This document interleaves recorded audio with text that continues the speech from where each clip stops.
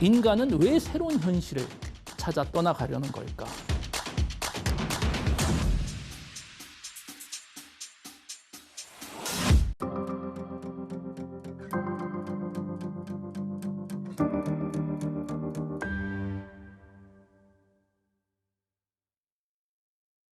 네, 안녕하세요. 오늘 여러분들과 함께 10번째 메타버스 강연을 하게 된 김대식입니다.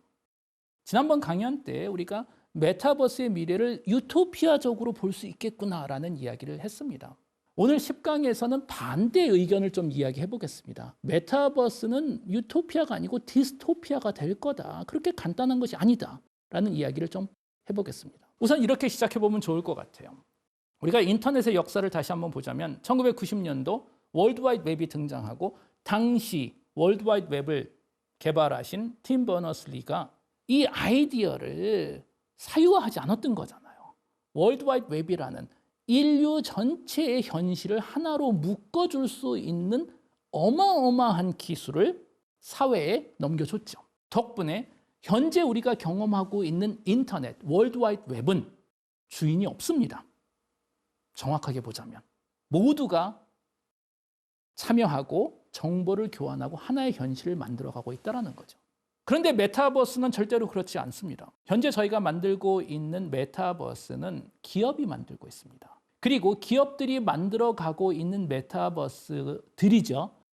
현재 연결이 안 되고 있습니다. 디지털 현실이 하나가 아니고 기업이 만든 여러 디지털 현실들로 쪼개져 있다는 겁니다. 이것은 큰 문제입니다. 우리가 제대로 된 메타버스를 만들기 위해서는 세계관들이 서로 연결이 돼야 되겠죠. 어떻게 연결을 시킬까라는 것이 가장 큰 문제이기도 합니다. 이 메타버스가 기업 위주로 개발이 되고 있고 여러 현실로 나눠져 있다는 것은 사실 또 하나의 큰 문제를 만들고 있는데 그건 뭐냐면 도대체 메타버스는 누가 컨트롤하는 걸까? 누군가 메타버스를 운영하고 규칙을 만들고 스탠다드를 만들어야 될 텐데 지금은 이런 모든 것들이 기업들이 개별적으로 만들고 있다는 겁니다.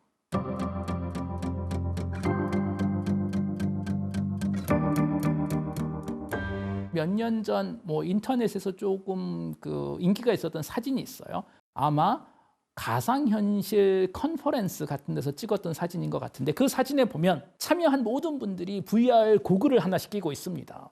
수백 명이. 그런데 이 VR 고글을 낀 모든 사람들 사이에 페이스북에 저커버그 혼자만 고글을 끼지 않고 걸어다니는 그런 모습이 있습니다. 이 모습이 보여주고 있는 의미는 이런 거겠죠.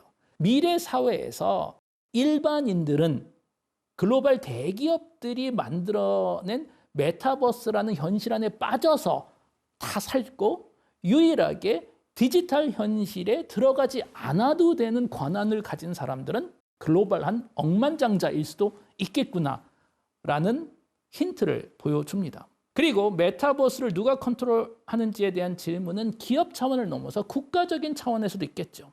특히 중국 같은 국가를 생각해 봅시다. 이미 인터넷에 상당히 많은 서비스들이 차단된 사회 같은 경우에 중국만의 메타버스를 만드는 것이 훨씬 더 자연스럽겠죠. 그렇다면 특정 국가가 리드를 하는 메타버스는 어떤 의미가 있을까요? 라는 질문을 우리가 해볼 수뿐이 없습니다. 그리고 메타버스가 서서히 만들어지면서 수많은 실질적인 문제들이 등장하기 시작합니다. 최근 MIT 테크놀로지 리뷰라는 잡지에서 나왔던 기사에 따르면 현재 메타버스에서 가장 큰 문제 중에 하나는 성희롱이라는 거예요. 우리 메타버스의 특징 중에 하나가 공간이 있고 우리가 몸이 포함된 인터넷이라고 제가 말씀을 드렸죠.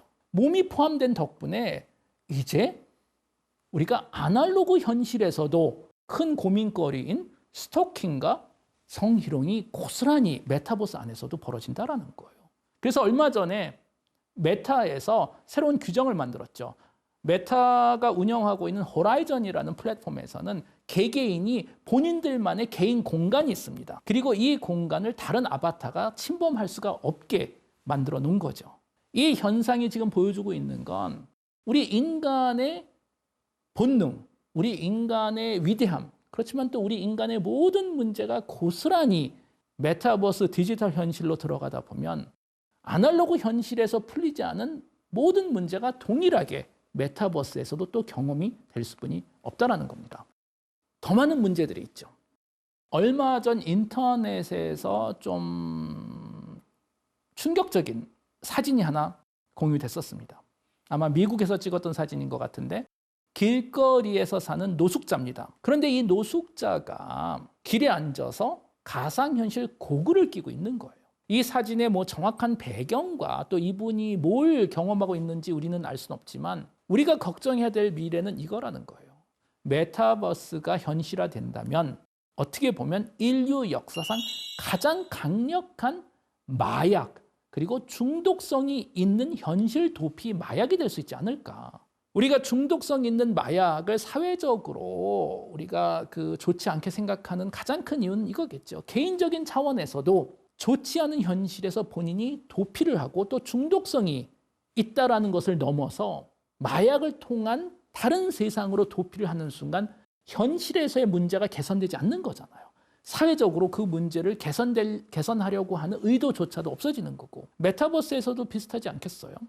특히 최근 우리나라도 그렇고 대부분 선진국에서 젊은 친구들, 특히 Z세대, 알파세대부터 아주 충격적인 변화가 하나 벌어지고 있죠. 그건 뭐냐면 산업혁명 이후에 아마 처음으로 Z세대 그리고 알파세대들이 부모님들보다 더 못 살게 될 세대라고 지금 이야기를 합니다. 밀레니얼 다음 세대부터의 미래는 분명히 그 전 세대보다는 덜 부유하고 사회적인 문제, 기후변화, 신냉전, 거기다 경제적인 문제, 우리나라에서도 많이 이야기를 하잖아요. 젊은 친구들끼리. 지금 현재 대한민국 구조, 사회적으로 평범한 아파트를 내가 소유할 수 있는 건 불가능하다. 집 포기, 결혼 포기.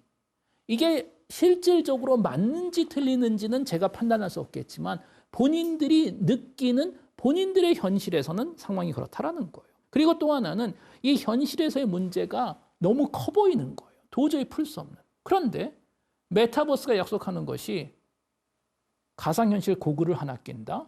내가 현실에선 노숙자고 직업이 없지만 메타버스 현실에선 나는 황제일 수 있겠구나.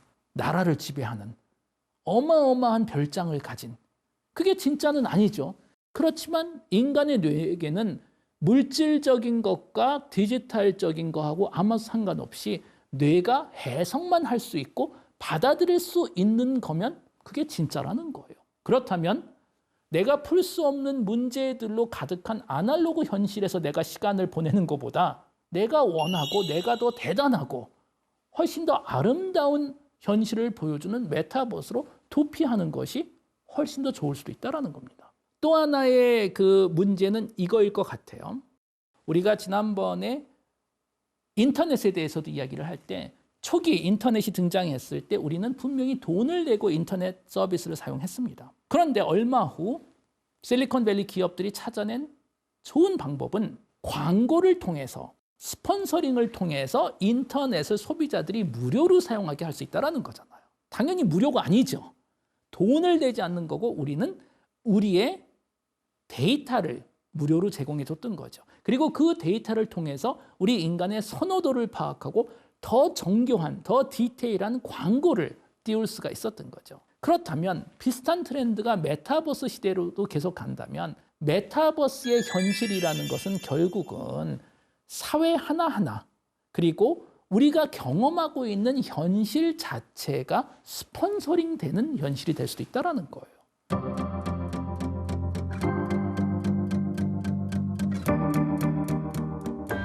분명히 우리가 메타버스가 시작됐을 때 메타버스에 들어가기 위해서 수십만 원, 수백만 원을 내고 사용할 사람은 거의 없을 겁니다. 우리는 이미 인터넷은 무료로 사용한다라는 고정관념이 생겼기 때문에. 그런데 이 세상에 무료라는 게 있을 수 없잖아요. 이 거대한 기술을 누가 만들고 투자를 해야 될 텐데 유일한 방법은 광고입니다. 결국 미래 현실은 다양한 광고와 또 나의 선호도를 파악한 이런 것들로 지배되는 세상이지 않을까 싶습니다. 해서 우리가 메타버스 디스토피아를 이야기할 때 메타버스에서의 광고는 지금까지 인터넷하고는 비교도 안 될 만큼 정교하게 어쩌면 나 자신도 아직 모르고 있었던 나의 욕구, 나의 선호도, 나의 모든 비밀스러운 꿈과 생각을 파악해서 나에게 소비를 유도하는 이런 식의 광고가 되지 않을까 싶습니다. 사실 저같이 이쪽으로 연구를 하는 사람에게는 너무나도 좋은 조건입니다. 이제 우리가 가상현실 고글을 끼는 순간 아이 트래킹을 통해서 눈으로 어디를 보고 있는지를 측정할 수가 있겠죠. 뭘 봤을 때 어떤 표정을 할까? 누구하고 만났을 때 몸을 어떤 식으로 움직일까? 말을 어떤 식으로 할까? 마치 현실에서의 모든 것과 거의 비슷한 디지털 현실에서의 쌍둥이 버전 우리 인간의 생각과 행동을 측정할 수 있는 기회가 생길 거라는 겁니다. 덕분에 우리가 아마 메타버스의 미래를 상상할 때 가장 고민해야 될 그리고 메타버스 디스토피아는 우리가 경험하게 될 현실이 진짜 현실 또는 디지털화된 쌍둥이 현실이 아닌 광고주를 통해서 스폰서링된 왜곡된 현실을 우리는 항상 경험하게 되지 않을까라는 디스토피아적인 생각을 해볼 수가 있습니다. 또 추가로 또 오늘은 디스토피아 이야기를 하는 거니까 계속 좀 걱정을 이야기를 해보자면 저희가 지난번에 인터넷 역사에 대해서 이야기를 하면서 대부분 정보가 가짜 정보다 보니 정보는 늘어났는데 지금 우리는 지식은 줄어든 세상에 살고 있다라고 말씀을 드렸습니다. 그리고 또 우리가 경험하고 있는 디지털 현실이 객관적인 디지털 현실이 아니고 개개인의 선호도를 기반으로 현실이 쪼개져 있다라고 말씀을 드린 적이 있습니다. 비슷한 일이 더 심하게 메타버스에서도 진행이 되겠죠. 특히 메타버스라는 현실에서는 자연적인 현상과 컨텐츠, 살아있는 사람의 아바타뿐만이 아니고 인공지능 기술을 통해서 만들어진 가짜 인물, 가짜 언어, 가짜 표정들이 등장하겠죠. 흥미롭게 최근에 소개된 결과에 따르면 피험자들을 데리고 실험을 한번 해봤습니다. 진짜 사람들의 얼굴과 인공지능 기계학습을 통해서 만든 가짜 얼굴들을 뭐가 뭔지 모르는 상태에서 비교해 보라고 실험을 했더니 두 가지 결과가 나왔습니다. 첫 번째, 이제 이미 인공지능 기술이 너무 발전돼서 진짜 얼굴과 가짜 얼굴을 통계학적으로 구분하는 것은, 식별하는 것은 불가능해졌습니다. 그런데 더 중요한 결과는 뭐냐면 흥미롭게도 대부분 사람들은 인공지능을 통해서 만들어진 가짜 얼굴을 진짜 인물들보다 더 신뢰하기 시작했다는 거예요. 더 믿음이 가는 얼굴들이다. 이 얘기는 무슨 얘기일까요? 우리가 미래를 상상해 봤을 때 현재 스마트폰 그리고 인터넷이 있는 상태 세상에서 가장 걱정이 되는 건 인터넷을 통한 사기잖아요. 나 지금 엄마인데 병원에 입원했으니까 빨리 돈을 좀 붙여달라. 또는 지금 뭐 어마어마한 비즈니스를 할 테니 이걸 좀 해주세요. 메타버스에서는 훨씬 더 업그레이드된 가짜, 페이크 뉴스와 페이크 인물들이 등장할 수 있다는 거예요. 사회에서 일어나는 또 세계에서 일어나는 모든 일을 직접 경험할 수는 없잖아요. 우리는 인쇄된 또는 인터넷에 나와 있는 정보를 가지고 판단을 해야 됩니다. 덕분에 과거에 아날로그로만 정보를 전달했었을 때 이때는 정보를 찍어내는 그리고 확장시키는 가격이 있었죠. 그러다 보니 웬만한 소문과 가짜뉴스가 확장되기 어려웠지만 인터넷으로 가면서 정보 전달의 가격이 0이 돼버린 거잖아요. 누구나 다 본인만의 소식을 전달할 수 있고 그 소식들의 뉴스 중에 대부분이 가짜라는 거잖아요. 진실과 가짜를 구별하기 어려워지는 탈진실 시대에 우리는 살고 있다라고 많은 분들이 이야기를 합니다. 그런데 메타버스에서는 흥미롭게도 뉴스만 가짜인 것이 아니고 그 뉴스를 나한테 전달해주는 사람 자체가 가짜일 수 있다는 거예요. 그런데 문제는 우리 인간은 뇌과학적으로 사람과 교감을 하고 믿는 쪽으로 진화를 하기 때문에 글씨로 본 그 정보가 참인지 거짓인지 구별하는 것보다 나하고 너무 비슷하고 말투도 비슷하고 선호도도 비슷한 호감이 가는 내가 친구라고 충분히 생각할 수 있는 사람을 통해서 전달되는 정보가 참인지 거짓인지가 훨씬 더 어렵다는 거예요. 우리가 살면서 가장 실망하는 케이스가 내가 믿었던 사람한테 속는 거잖아요. 친구. 왜냐? 친구는 나를 속이는 사람이 사실 아니죠. 현실에선 다행히도 이런 케이스가 별로 없겠지만 메타버스에서 나의 선호도를 기반으로 기업, 정치적인 단체 또는 테러 조직들이 가짜 친구를 만들고 나의 선호도에 완벽하게 매칭된 친구들을 통해서 할 수 있는 메타 진실적인, 탈진실적인 행위는 상상을 초월하지 않을까 싶습니다. 그래서 오늘은 여기까지 진행하는 거로 하겠습니다. 네, 감사합니다.